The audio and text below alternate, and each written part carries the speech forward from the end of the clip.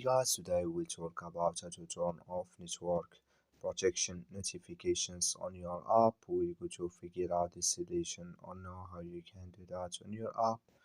So all you have to do, you just go above this sign, click on it here. So then it's going to show for you this like this. Then all you have to do now, just click here on settings. So then you come to this list here. Then all you have to do, just go down here.